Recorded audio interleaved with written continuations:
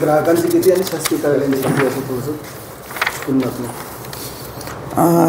जिल्ह्यात बुलढाणा जिल्ह्यामध्ये एकूण 5 लाख RCI जे ग्राहक आहेत, म्हणजे घरगुती औद्योगिक आणि वाणिज्य ग्राहकांची संख्या 5 लाख आहे आणि या 5 लाख ग्राहकांकडे साधारणतः 118 कोटी रुपये आपले चालू थकबाकी जी आहे ती आहे. आणि जे त्यामध्ये जे पब्लिक सर्व्हिसेस आहेत, म्हणजे गव्हर्मेंट ऑफिस आहेत, गव्हर्मेंट ऑफिसकडे आपले 1524 कंझ्युमर्स आहेत, त्यांच्याकडे 1,67,00,000 रुपये थकबाकी आहे.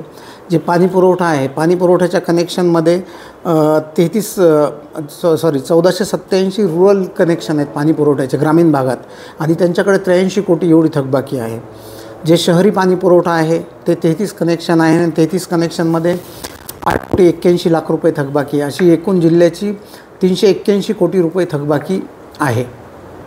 वसुलीसाठी काय रिस्पॉन्स मिळतो? आता वसुलीसाठी आपण ग्राहकांना 15 दिवसाची नोटीस देऊन 15 दिवसाचा, म्हणजे त्यांचं बिल ड्यू झाल्यानंतर 15 दिवसाचा आपण पिरियड देतोच नियमाप्रमाणे. पण त्यानंतरही जर ग्राहकाचा रिस्पॉन्स नाही आला तर शेवटी मग आम्हाला प्रत्यक्ष ग्राहकांना भेट देऊन जर त्यांनी बिल द्यायला नकारच दिला तर मग शेवटी वीज पुरवठा खंडित करल्याशिवाय दुसरा पर्याय राहत नाही. सध्या काय आवाहन करायला?